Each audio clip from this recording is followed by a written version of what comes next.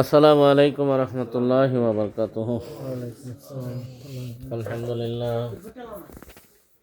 আলহামদুলিল্লাহি নাহমাদুহু ওয়া নাস্তাইনুহু ওয়া নাস্তাগফিরুহ ওয়া নাউযু বিল্লাহি মিন শুরুরি আনফুসিনা ওয়া মিন sayyiati a'malina man yahdihillahu fala mudilla lahu wa man yudlilhu fala hadiya lahu. ونشهد أن لا إله إلا الله وحده لا شريك له ونشهد أن سيدنا ونبينا وشفينا وحبيبنا ومولانا محمد صلى الله تعالى عليه وصحبه أجمعين. أعوذ بالله من الشيطان الرجيم. بسم الله الرحمن الرحيم.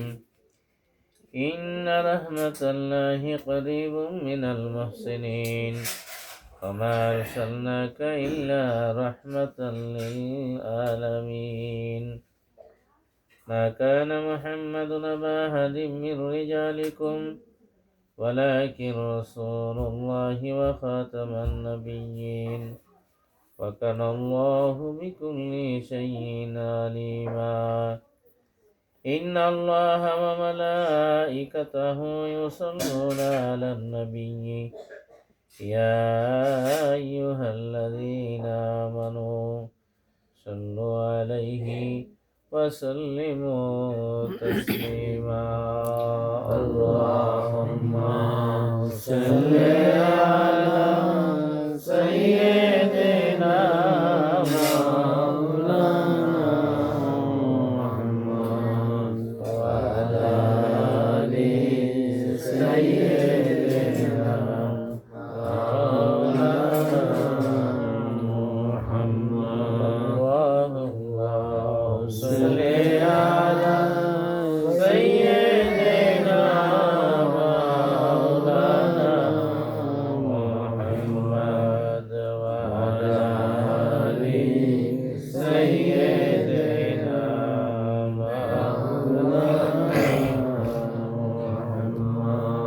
इश्क महबूब खुदा जिस दिल में हासिल नहीं, लाखों मुमिन हो मगर ईमान में कामिल नहीं. अल्लाहुम्मा सल्ली अला सय्यिदिना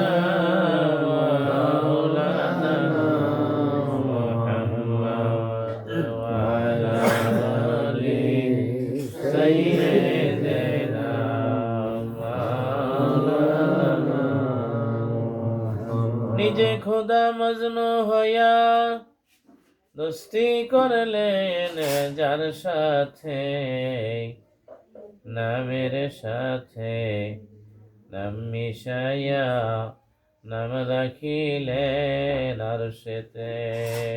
আল্লাহুম্মা সাল্লি আলা সাইয়্যিদিনা মাওলানা মুহাম্মদ ওয়া আলা আলি সাইয়্যিদিনা মাওলানা মুহাম্মদ. সালাতুন ইয়া রাসূলুল্লাহ আলাইকুম সালামুন ইয়া হাবিবাল্লাহ আলাইকুম সালাতুন ইয়া রাসূলুল্লাহ আলাইকুম সালামুন ইয়া হাবিবাল্লাহ.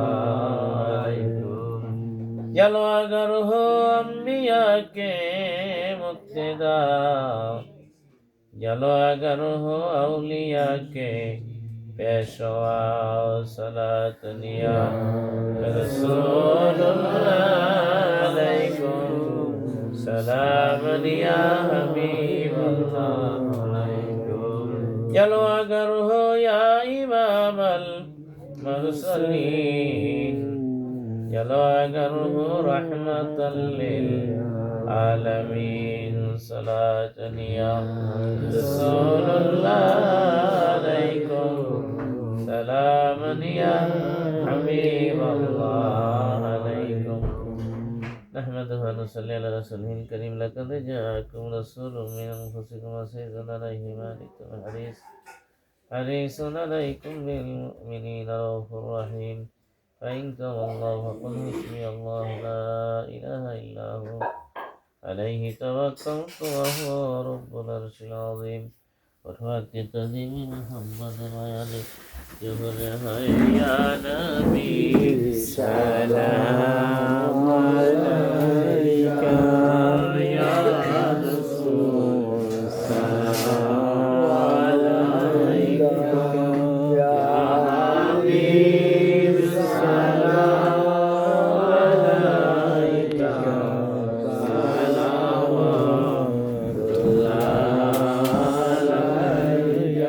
يا رسول الله ويا حبيب الله নবীজি মরণে আপনি আসিয়েন কবরে আপনি থাকিয়েন হাসরে কাউসার বিলায়েন মিরানে শাফাত করিয়েন ইয়া নবী সালাম আলাইকা ইয়া রাসূল সালাম আলাইকা ইয়া হাবিব সালাম আলাইকা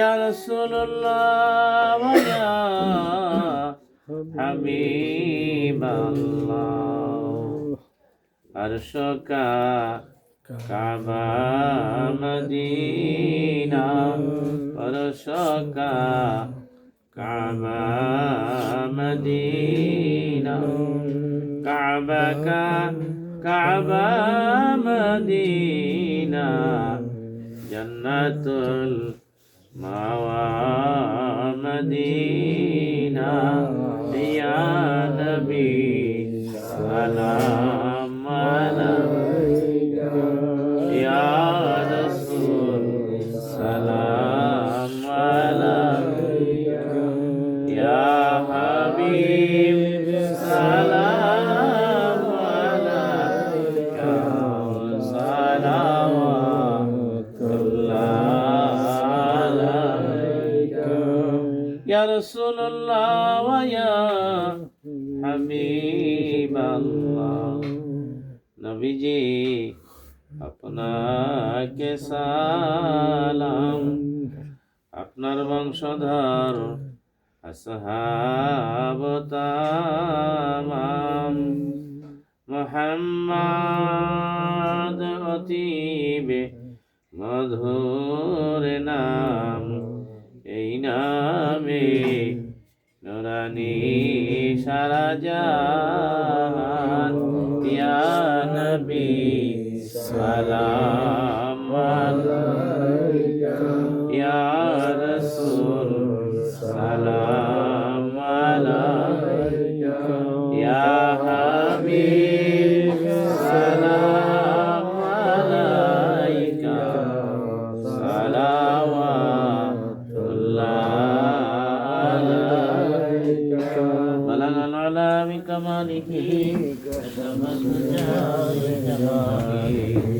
حسنة جميع خصاله صلوا عليه وآله بلغ العلا بكماله كشف الدجى بجماله حسنة جميع خصاله صلوا عليه وآله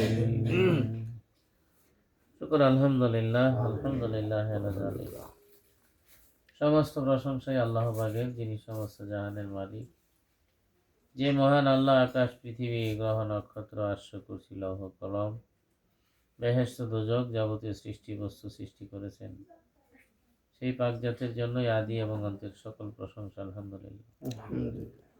আর সর্বশ্রেষ্ঠ দরুদ বর্ষিত হোক তার পেয়ারা হাবিব ইমামুল মুরসালিন রাহমাতাল লিল আলামিন শাফিউল মুজনিবিন নবী মুহাম্মদুর রাসূলুল্লাহ সাল্লাল্লাহু আলাইহি ওয়াসাল্লামের প্রতি তৎসহ অন্যান্য আম্বিয়া আলাইহিমুস সালাম, মুকাররামিন, ফেরেশতাবৃন্দ, তামাম সাহাবায়ে কেরাম, সমস্ত ওলিয়া আউলিয়া, গাউস, কুতুব, আল্লাহ পাকের যত প্রিয় বান্দা বান্দিগণ এই দুনিয়া থেকে চলে গেছেন, তাদের সকলের প্রতি আল্লাহ পাকের খাস রহমত ও বরকত অবিশ্রান্ত ধারায় কিয়ামত পর্যন্ত বর্ষিত হতে থাক। সবাই বলি আল্লাহুম্মা আমিন। আল্লাহ পাক রব্বুল আলামিন আমাদেরকে সৃষ্টি করছেন শুধু আল্লাহর ইবাদতের জন্য।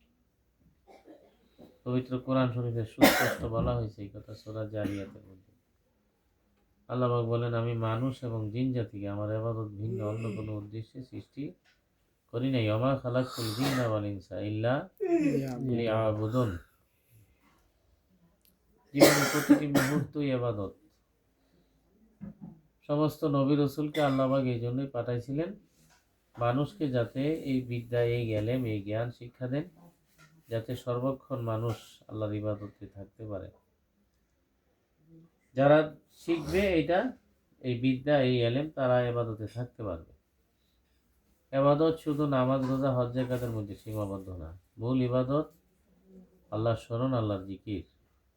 পবিত্র কোরআন শরীফে স্পষ্ট বলা আছে, ওয়ালা যিকরুল্লাহি আকবার, আল্লাহর স্মরণ হইল সর্ববৃহৎ।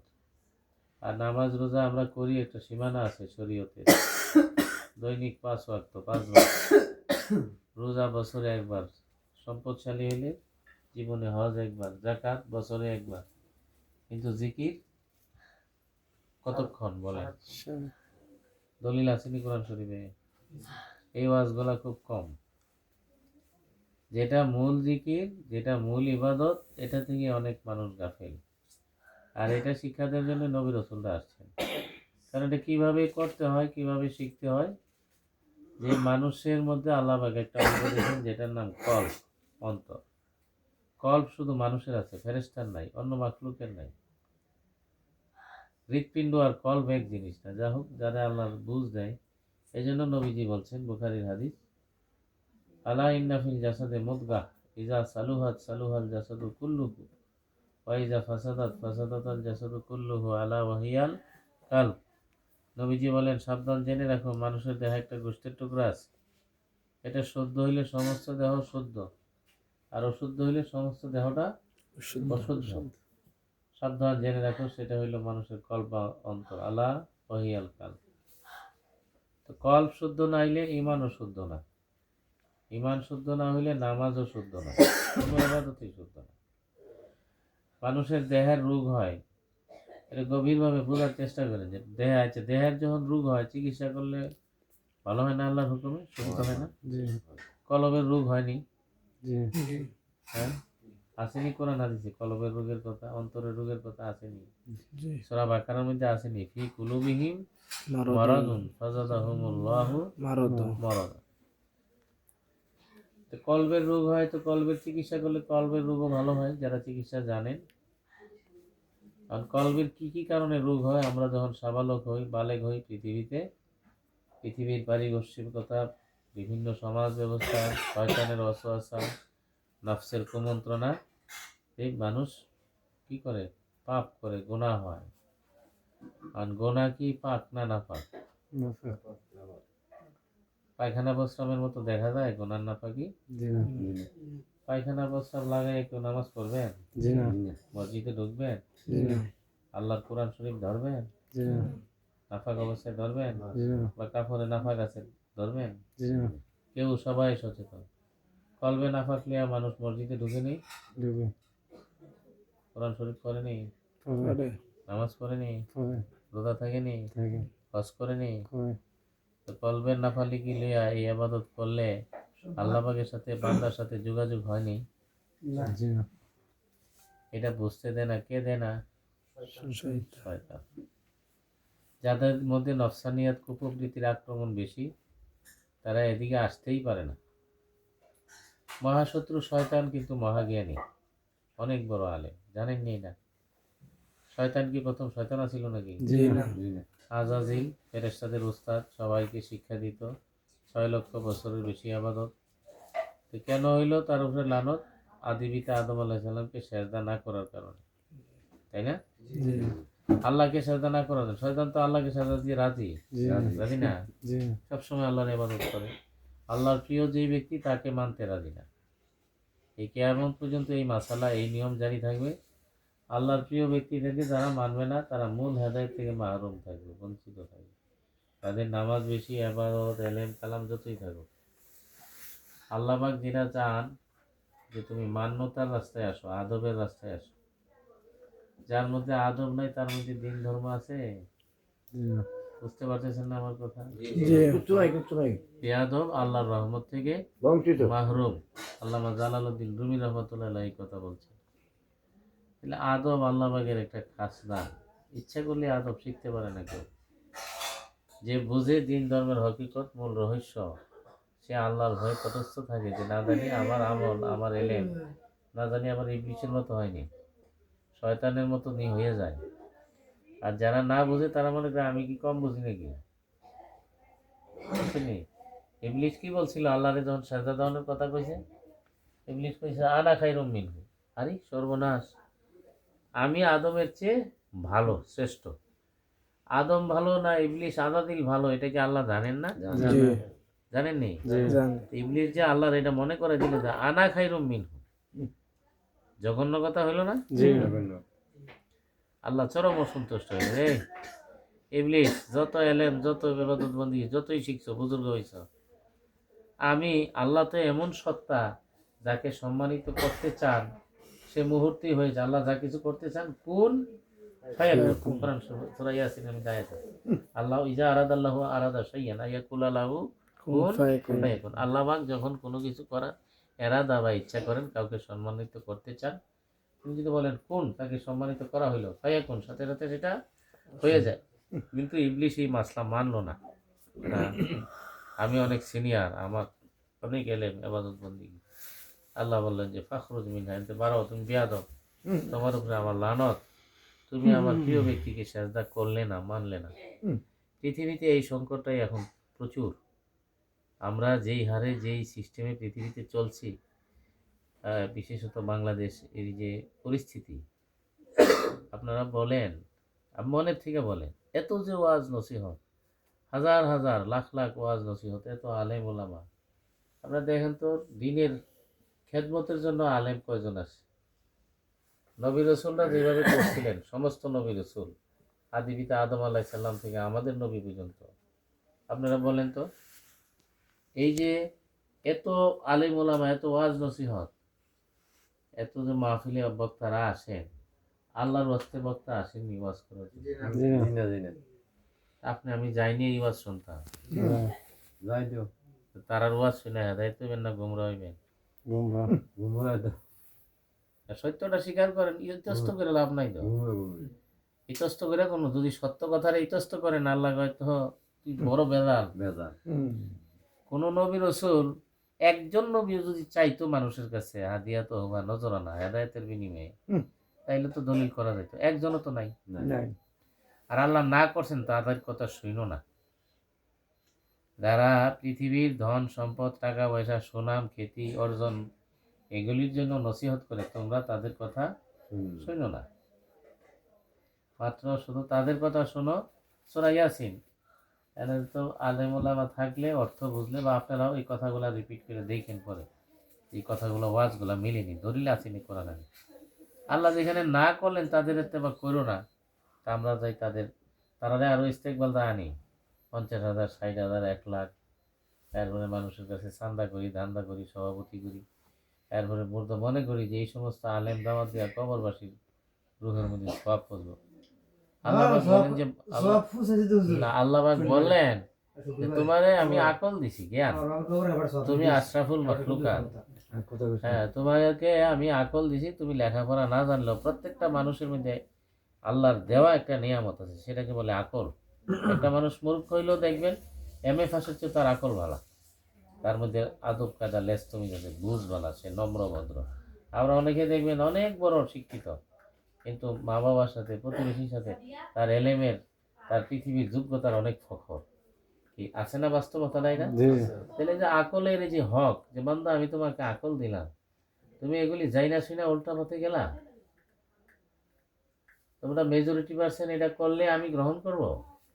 আল্লাহ কি মেজরিটি চান নাকি? জি না যে বেশিরভাগ মানুষ করলেই এটা জায়েজ হয়ে যাবে এরকম জিনিস? জি না নবী মোহাম্মদ রাসূলুল্লাহ সাল্লাল্লাহু আলাইহি সাল্লাম আসছিলেন মক্কাতে, পাঠাইছেন আল্লাহ।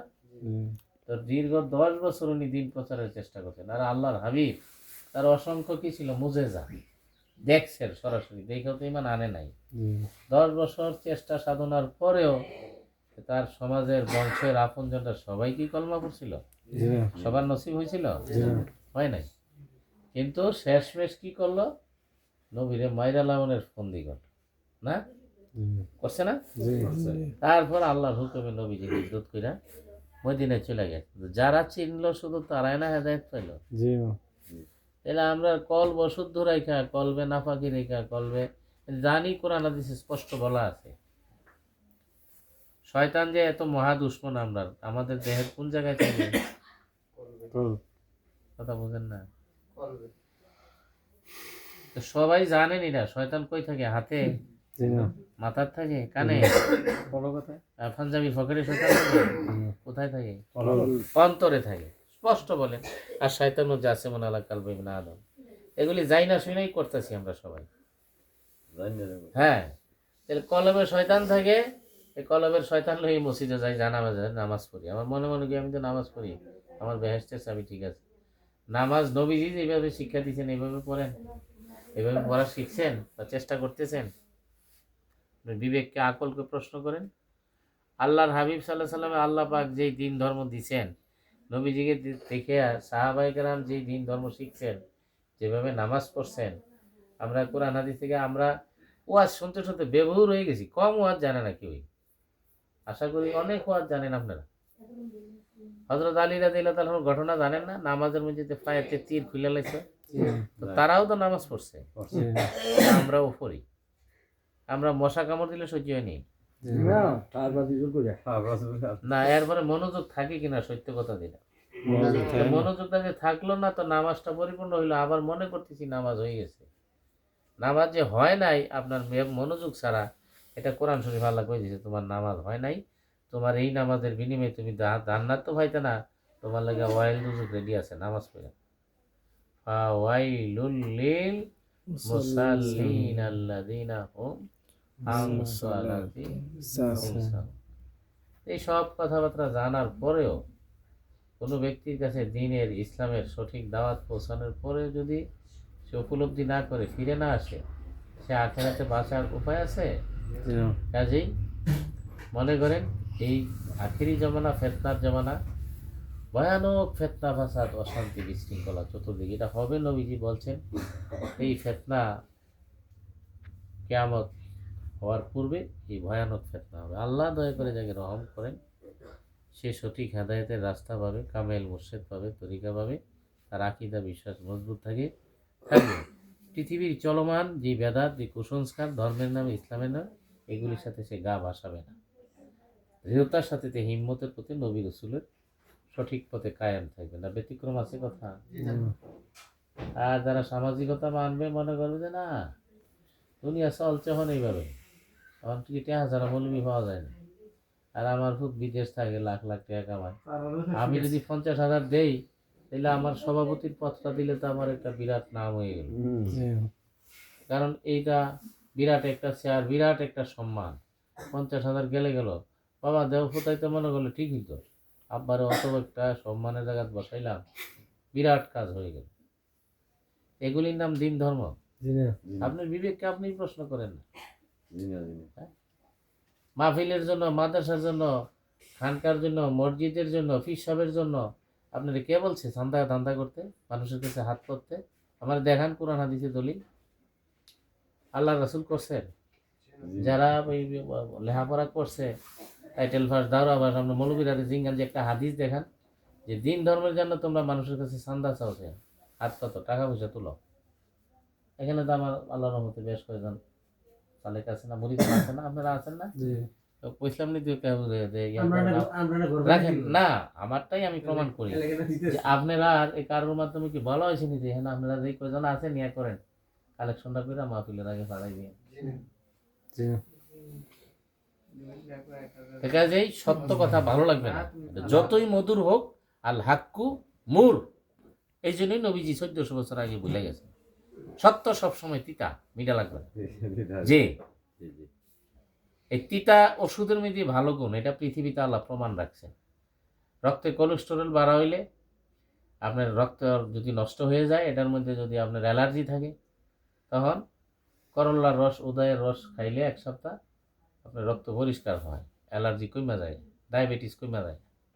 বাস্তবতা ডাইরে নিম গাছের পাতা নামিটা গুণাগুণ আসেনি। জি এরকম বাহ্যিক যদি এরকম হয়, অন্তরের রোগ সারাতেও আমার সত্য দোষ আমার বিরুদ্ধে বললে তখন আমার কাছে খুব খারাপ লাগে, তিতা লাগে। তো ইল্লামার রহিম রব্বি, আল্লাহ পাক যার প্রতি দয়া করেন, রহম করেন, তার কাছে মধুর মতো মিষ্টিই লাগে। হযরত বেলাল রে যতই কষ্ট দেওয়া হইল, শেষমেশ কি জানাই দিলেন, তুমি নয় মাইরা লাইবা আমারে, আমি ঈমান ছাড়বো না।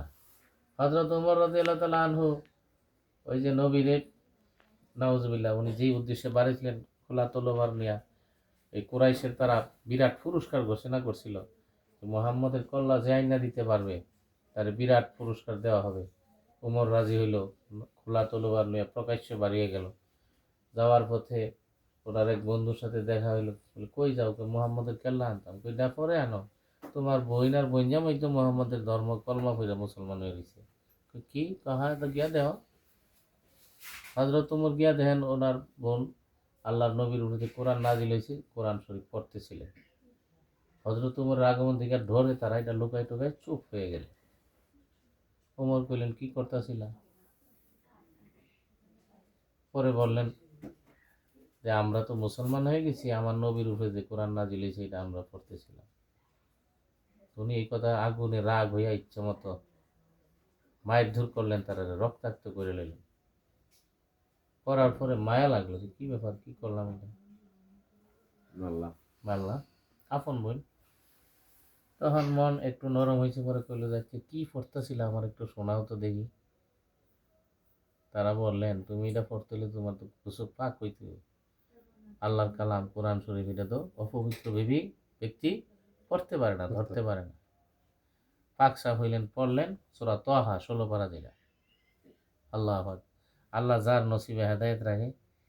এর 2-1 দিন পূর্বে নবীজি দোয়া করছিলেন আল্লাহর কাছে, যে আল্লাহ, এই কুরাইশের 2 জন বড় বড় ব্যক্তি, একজন হইল ওমর আর একজন হইল আবু জাহেল, এই 2 জনকে দিয়া তুমি ইসলাম গ্রহণ করাইয়া ইসলামের শক্তি বৃদ্ধি করে দাও। আল্লাহর নবীর দোয়া ওমরের পক্ষে কবুল হয়ে গেল, আবু জাহেল পক্ষে কবুল হয়ে গেল। পরে তখন উনি পাকসা হয়ে যখন সূরা তাহার প্রথম দিকে বললেন, ওই যে তাহা না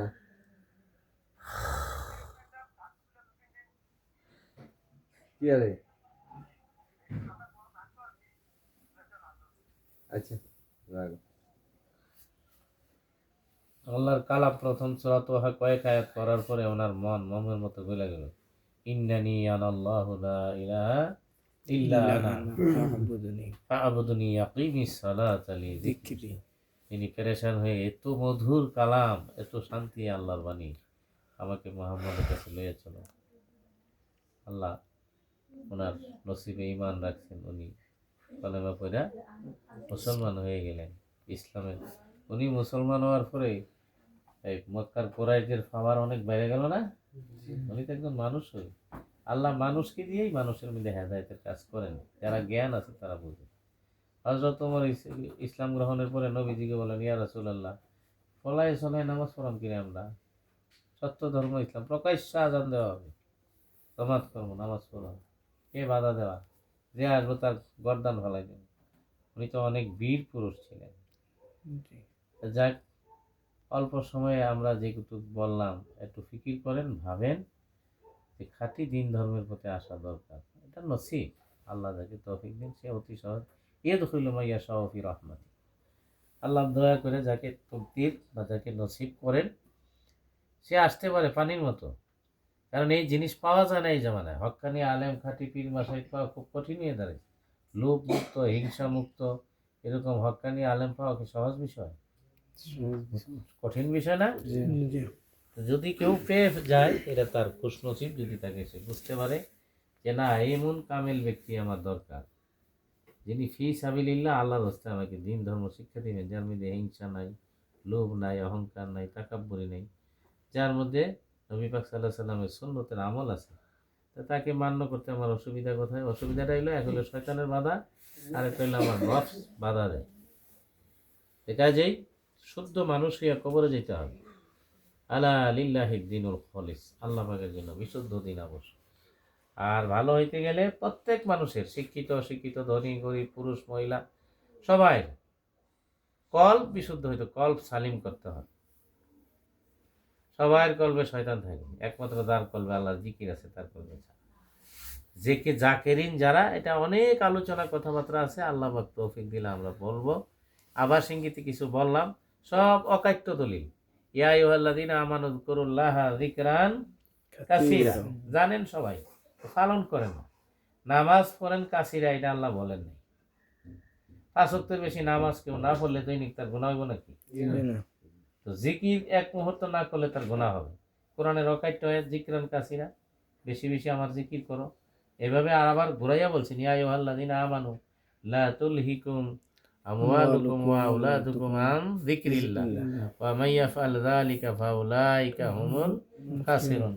হে ইমানদার বান্দা বান্দীগণ, তোমাদের ধন সম্পদ, সন্তান সন্ততি এগুলি যেন আল্লাহর স্মরণ, আল্লাহর জিকির থেকে তোমাদেরকে ভুলাইয়া না রাখে।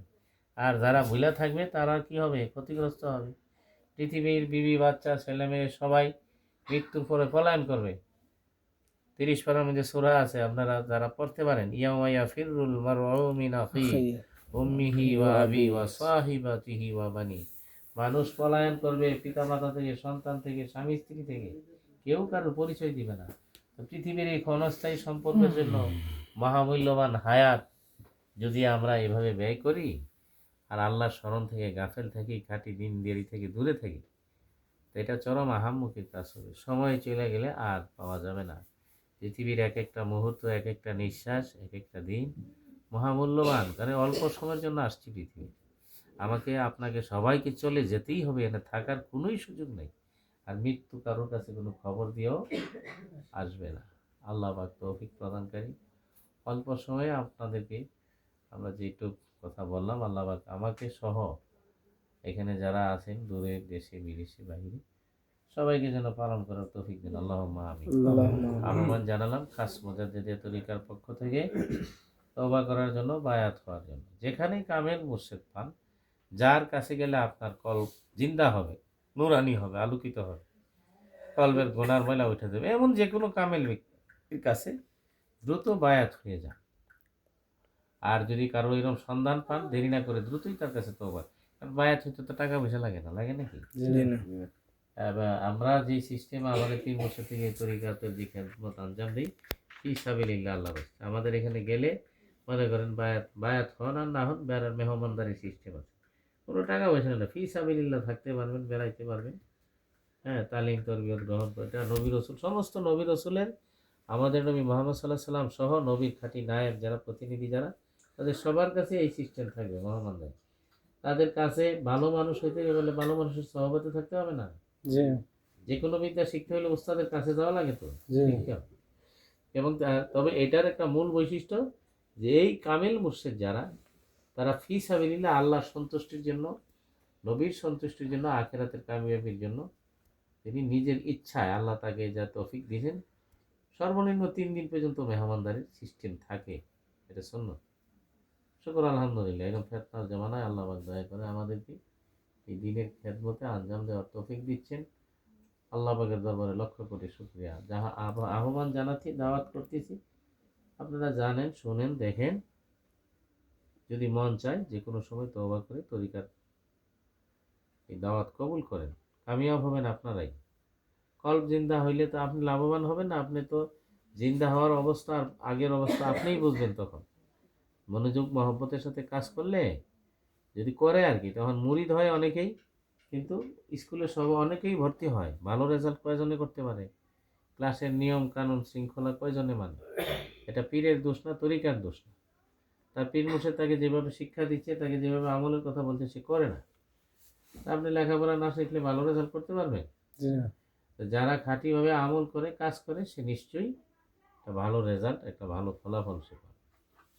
আল্লাহ পাক যেন তৌফিক দান করেন, আল্লাহুম্মা আমিন।